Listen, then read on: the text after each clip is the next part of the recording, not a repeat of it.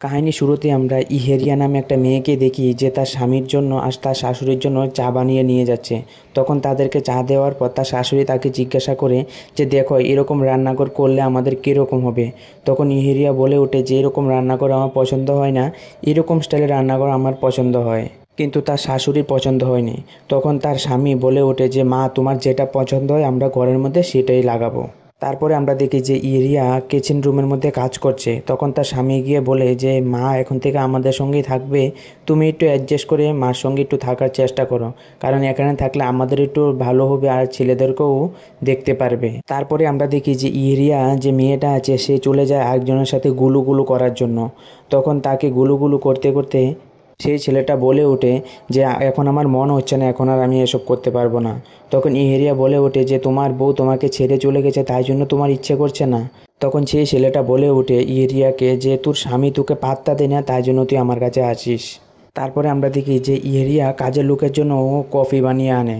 তখন তার শাশুড়িও ওখানে আসে। তারপরে এখান থেকে একটা কাজের লোক এসে এখান থেকে কফি খায়, কিন্তু কফি খেতে খেতে তার কপালের মধ্যে একটা দাগ ছিল, সেই দাগটা তার শাশুড়ি দেখে ফেলে। তখন তার শাশুড়ি ইহেরিয়াকে বলে যে তোমার এরকম কিছু অন্যরকম লাগছে না যে ছেলেটা কপালের মধ্যে যেন এরকম হয়ে আছে।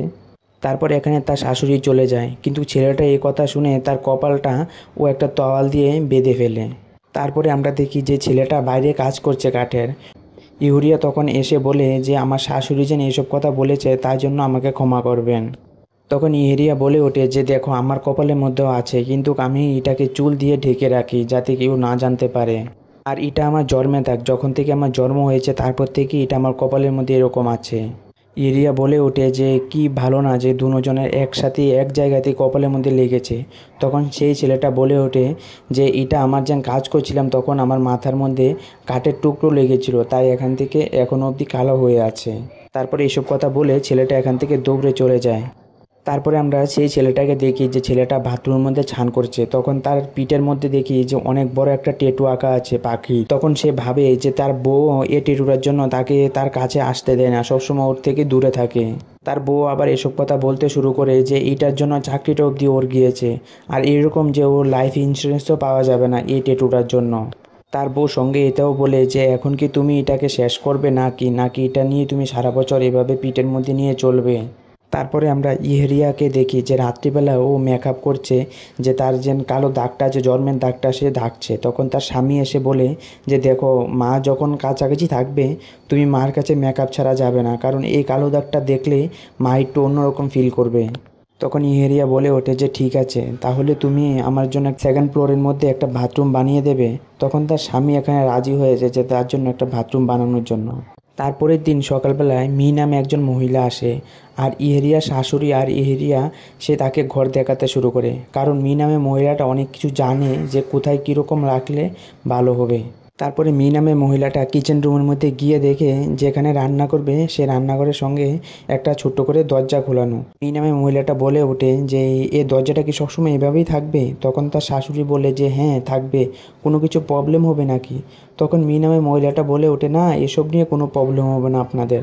তারপর ইহেরিয়া এখানে দাঁড়িয়ে ভাবতে থাকে দরজাটার দিকে তাকিয়ে যে কি হতে পারে তাহলে। তারপরে আমরা দেখি যে মি নামে মহিলাটা বসে আছে, ইহেরিয়া তার জন্য চা বানিয়ে এনেছে। তখন ইহেরিয়া বলে যে এখানে আসার জন্য আপনাকে ধন্যবাদ, কারণ আপনি আসার পর মা খুব খুশি হয়েছে।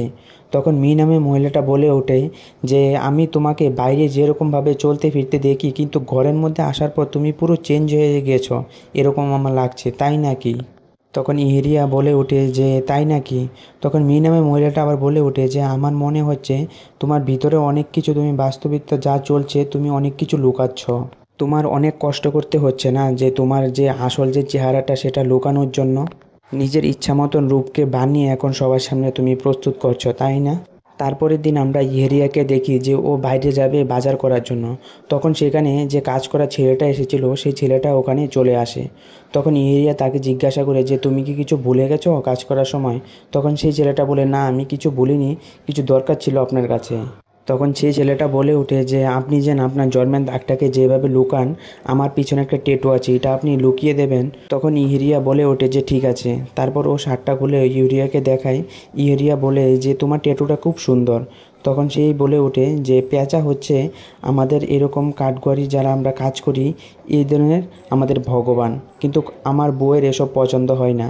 তাই জন্য এই ট্যাটুটা যখন আমরা বিয়ে করি, বিয়ের আগে ওর এই ট্যাটু নিয়ে কোনো প্রবলেম ছিল না, কিন্তু এখন থেকে ওর প্রবলেম হতে শুরু হচ্ছে। আর আমি ভেবেছিলাম যে এটাকে সার্জারি করে নেব, কিন্তু এত বড় ট্যাটুটা নিয়ে সার্জারি করাতে অনেক টাকা প্রয়োজন, কিন্তু এত টাকা আমার কাছে নেই। আমি এখানে এসেছি কারণ আমি যখন আপনার যে জন্মের দাগটাকে দেখেছি যেভাবে আপনি লুকিয়েছেন মেকআপ করে, তাই জন্য এখানে আমি এসেছি। তখন ইহেরিয়া বলে ওঠে যে এসব নিয়ে কোনো কথা নেই, কারণ আমারও খুব আনন্দ হচ্ছে যে আমার মেকআপ তো কারোর না কারোর তো কাজে লাগছে। তখন সেই ছেলেটা বলে ওঠে যে এসব আপনার জন্য ডেলি করাও তো অসম্ভব। তখন ইহেরিয়া বলে ওঠে যে আমার এখন অভ্যাসে হয়ে গেছে এরকম করা।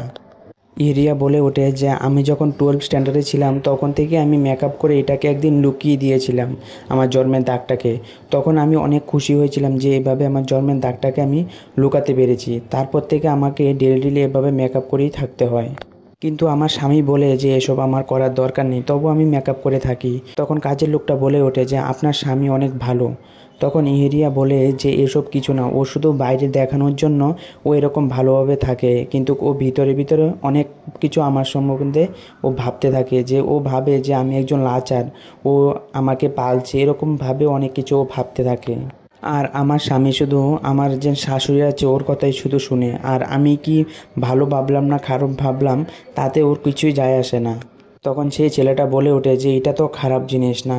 তখন ইহেরিয়া বলে ওঠেন যে আরে এটা খারাপ জিনিস ঠিক আছে, কিন্তু আমার স্বামী, আমি বলেছিলাম যে আমার জন্য একটা আলাদা বাথরুম বানিয়ে দেওয়ার জন্য আমার স্বামী রাজি হয়ে গেছে, যে তুমি জানো না এখনও।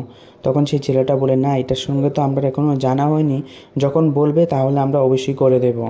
তখন ইহেরিয়া বলে যে কারণ এখন আমি আমার সবসময় শাশুড়ির সঙ্গে থাকতে হবে, আর বাথরুমই হবে যে আমি গিয়ে এখানে আমার সঙ্গে আমি পরিচয় হতে পারবো। তাই জন্য ওকে বলেছে যে আলাদা করে একটা বাথরুম বানিয়ে দেওয়ার জন্য। তারপরে সে কাজের লোকটার মেকআপ সেরে ইহেরিয়া তাকে বলে যে তোমার কপালের মধ্যে যে দাগটা লেগেছে সেটাকে আমি মেকআপ করে সরিয়ে দেবো, এটার মধ্যে আমার কোনো এক্সট্রা আমাকে টাকা পয়সা দিতে হবে না তোমার। তখন সে কাজের লোকটা বলে ওঠে যে না লাগবে না, ছেড়ে দেন, কারণ এটা আমরা দুজনের কাছেই আছে, যেরকম আমার আপনার কপালেও আছে তাই আমার কপালেও আছে, সেটাকে ছেড়ে দেন, লাগবে না ঠিক করতে।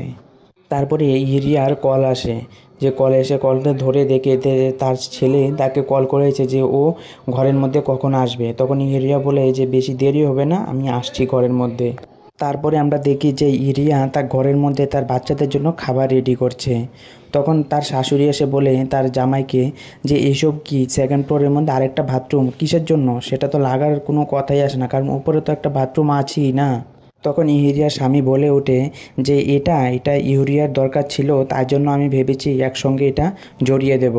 তখন তার শাশুড়ি বলে ওঠে যে ইহেরিয়া তাহলে কি তোমার এই যে মেকআপ আছে এগুলি উঠানোর জন্য তুমি একটা আলাদা বাথরুম খুঁজছো তাই না? এসবের দরকার নেই, তুমি কি আমার সাথে আমার বাথরুমেই তুমি এসব কিছু চেঞ্জ করতে পারবে, এত টাকা খরচ করার কোনো দরকার নেই যে আলাদা একটা বাথরুম বানানোর জন্য। তখন তার স্বামীও এখানে রাজি হয়ে যায়। তখন তার স্বামী তার মাকে বলে যে ঠিক আছে মা, তুমি যেরকম বলছো সেরকমভাবেই আমরা করব। তারপর ইহেরিয়া এ ঘর থেকে ও এখান থেকে বেরিয়ে রাগের মাথায় বলে ওঠে আমি এখন শপিং করতে যাব, আমার তাড়াতাড়ি বেরোতে হবে। তারপর ও রাগের মাথায় ও একটা ব্রিজ দিয়ে হাঁটতে শুরু করে। তখন তার পিছন দিয়ে এসে যে কাজের লোকটা ছিল সে এসে ওকে দাঁড় করায়। তারপরে এখান থেকে তারা দুজন চলে যায় গুলুগুলু করার জন্য। তখন তারা যখন একজন একজনকে চুম্মাচাটি করছিল তখন সেই লোকটা বলে যে আমি এখন তোমার আসল চেহারা দেখতে চাই। তখন ইহরিয়া বলে ওঠে যে আমি এখন তোমাকে দেখাতে পারবো না। তখন সেই ছেলেটা বলে যে তুমি আমাকে দেখাতে পারো। তারপরে তখনই আমরা ইহরিয়ার শাশুড়িকে দেখি যে ওই বই পড়ছে। তখন বই পড়ার সময় ও বইয়ের মধ্যে লেখা পায় যে রান্নাঘরের মধ্যে কোনো আরেকটা এক্সট্রা দরজা থাকলে তাহলে এটা দিয়ে কুসম্পর্ক আসে, এখানে অবৈধ সম্পর্ক সৃষ্টি হয়, আর পরিবারের জন্য ভালো না। তখন ও ভাবতে শুরু করে যে মি যে এসেছিল, মি এই দরজাটা দেখে তবু তাদেরকে কিছু বলেনি কেন। তখন আমরা দেখি যে ইহরিয়া আর যে তাদের বাড়িতে কাজের লোকটা ছিল তার সাথে ও গুলুগুলু করতে শুরু করে। তারপর তাদের মধ্যে গুলুগুলু শেষে আর হচ্ছিল না। তারপর তাদের মধ্যে গুলুগুলু শেষ হওয়ার পর ইহরিয়া ও আবার বাড়িতে চলে যায়। তারপর দেখি বাড়িতে যাওয়ার পর তার স্বামী তাকে বলে যে মাजेन বলেছিল যে আমরা বাথরুম বানাবো না তাহলে এখন আর। তখন ইহরিয়া বলে ওঠে যে ঠিক আছে বানাতে হবে না, আমার কোনো প্রবলেম হবে না। তখন তার স্বামী বলে সত্যি প্রবলেম হবে না? তখন ইহরিয়া বলে যে না, কোনো প্রবলেম হবে না, ঠিক আছে চলবে আমার জন্য। তখন এখানেই পুরো কাহিনী শেষ। আর আপনাদের কাহিনীটা কীরকম লাগলো সেটা কিন্তু কমেন্ট করে জানাতে ভুলবেন না। তো আজকের জন্য বাই। আর যদি ভিডিওটা ভালো লেগে থাকে তাহলে অন্যদের সাথেও শেয়ার করতে পারেন। তো বাই।